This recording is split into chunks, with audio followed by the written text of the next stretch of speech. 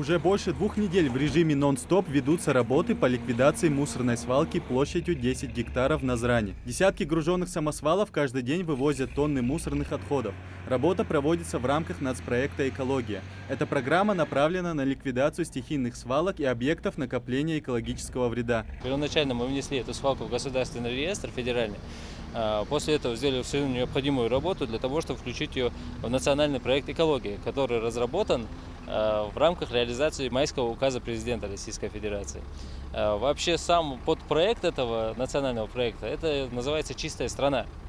В рамках этого проекта мы планируем ликвидировать как вот эту свалку, так еще и 3 свалки дополнительные. Самое главное – это реализовать те целевые показатели, которые у нас заложены в проекте. И это нужно сделать именно в этом году. Эта свалка существует больше 15 лет. Мусор давно осел и зарос травой. Приходится глубоко копать, чтобы очистить почву. Идет подготовка проезжей части, отсыпка ПГС, ну и вывоз мусора. Идем по графику, даже возможно с небольшим напряжением. Надеемся, что срок закончим. Позаботились и о чистоте жилых районов. Каждый груженный самосвал накрывает специальной защитной сеткой. Благодаря этому при транспортировке мусор не сыпется на проезжую часть и не доставляет неудобства жителям.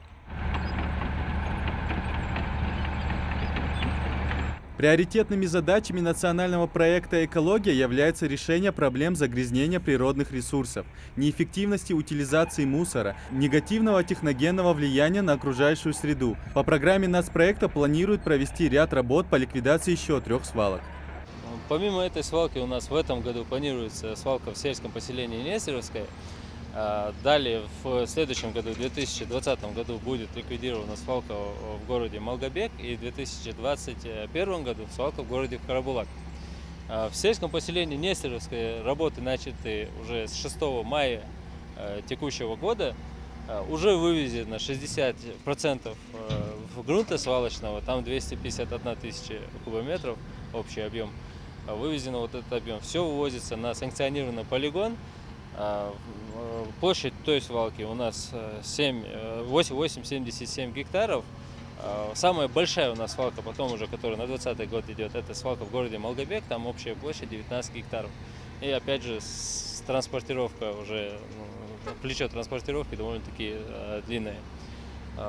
Ну, далее Карабулак, пресловутая свалка, которую уже давно пора ликвидировать, которая практически находится между 2 муниципальными образованиями крупными, тут даже СП Плива, Назрановский район, и сам город Карабулак. Главное направление национального проекта «Экология» – улучшение экологической обстановки в стране и, соответственно, качества жизни граждан. В Ингушетии к реализации этой важнейшей задачи приступили одними из первых. Идрис Ижиев, Джамалей Тамасханов, Новости 24.